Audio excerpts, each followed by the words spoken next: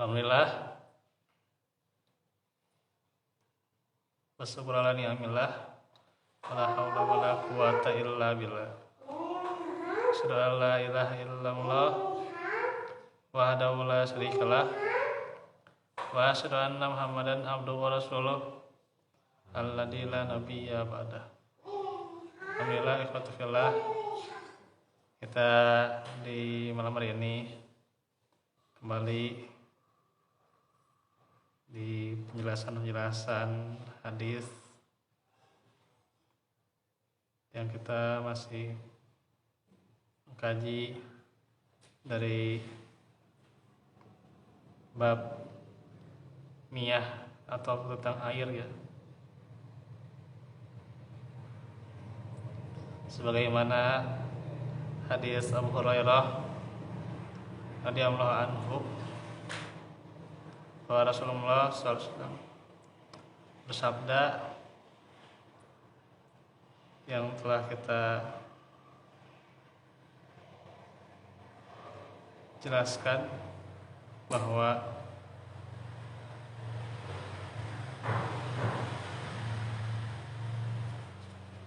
dari air laut itu ya, saya duduk dulu. Kuat tahur ya, suci. Ma'uhu al-hilu mai tata ini ya, nggak kelihatan. Mai tatu hu ya, akhrajahu al-ba'ah. Ini tulisannya ada nyatu-nyatu gini, salah ini. Salah nulis kayaknya nih.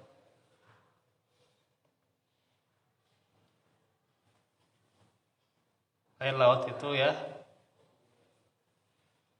suci dan mensucikan ya. Ma'uhu al-hillu maitatuhu, bangkainya pun halal, dikeluarkan oleh Imam 4 dan Ibnu Syaibah.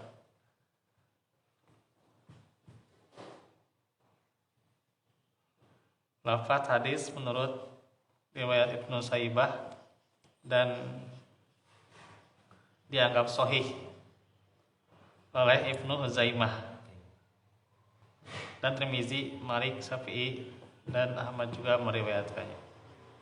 Jadi kesimpulannya dari hadis ini adalah sahih, atau kata Tirmizi hasan sahih ya.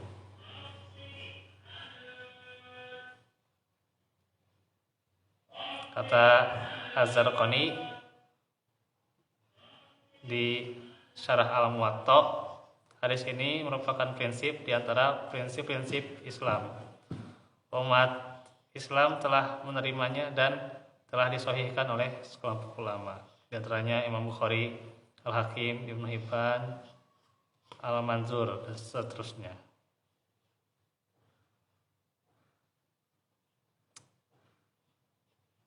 Nah itu sakit atau?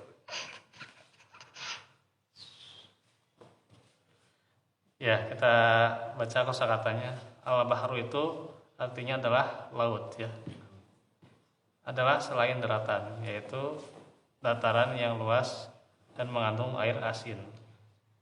At-tahur itu air yang substansinya suci dan dapat mensucikan yang lainnya. Al-hilu yaitu halal ya, kebalikannya haram. Maitatuhu yaitu bangkai hewan yang tidak disembelih secara syariat. Yang dimaksud di sini adalah hewan yang mati di dalam laut ya. Dan hewan tersebut tidak bisa hidup kecuali di laut. Jadi bukan semua yang mati di laut ya. Faedah hadis bahwa kesucian air laut bersifat mutlak ya. Mutlak, tidak ada perincian. Airnya suci substansinya dan dapat mensucikan yang lainnya.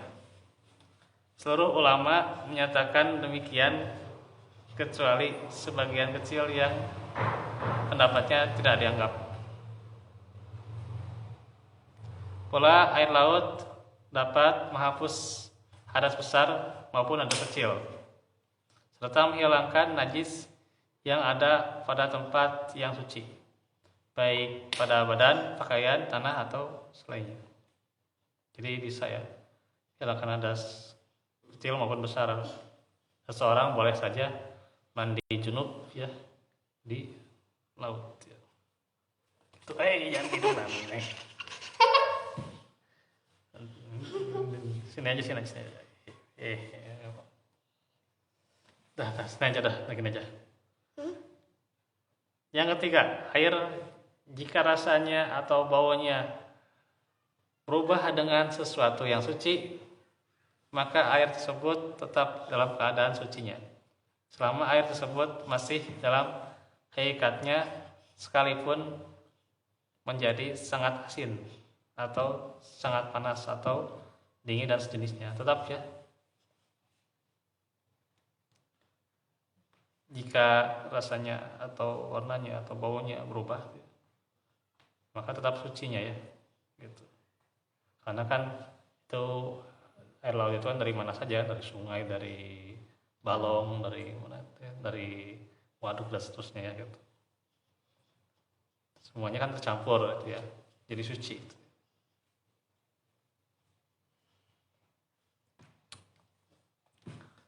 Nah sekarang bagaimana bangkainya?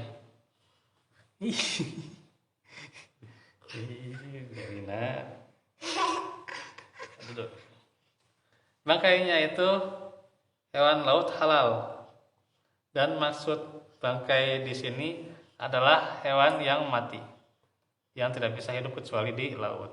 Jadi bukan amfibi ya, kayak misalnya bangkong ya gitu, atau buaya ya, tapi yang memang murni dari laut.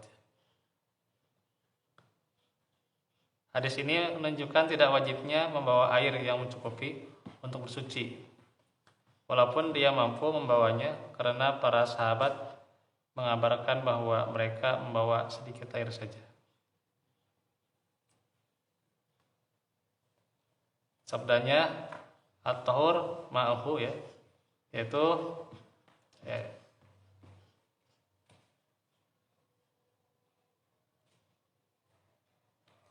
oh iya betul,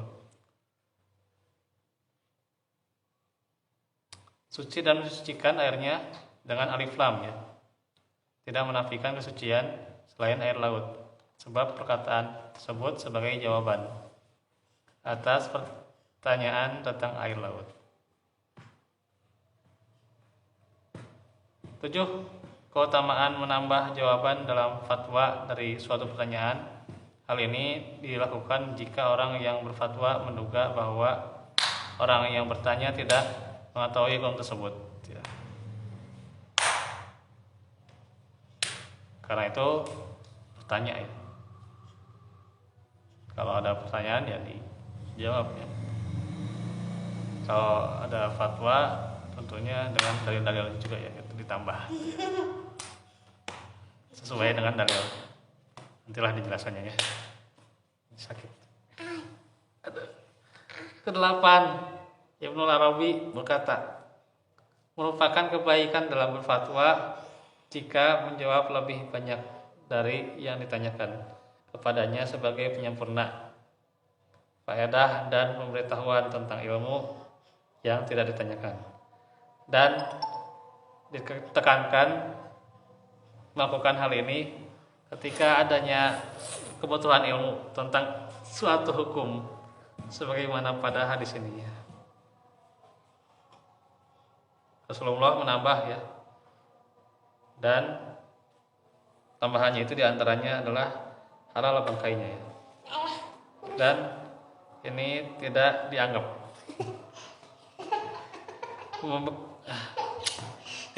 membebani si penanya ya dengan sesuatu yang tidak penting.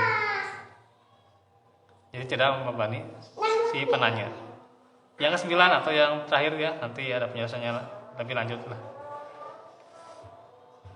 Imam Asy-Syafi'i berkata, hadis ini merupakan setengah dari ilmu tentang bersuci.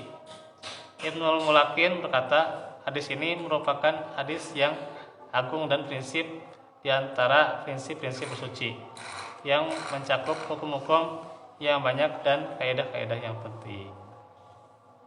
Nah, ini luar biasa ya kandungan hadisnya. Tentunya mengandung sejumlah faedah yang benar-benar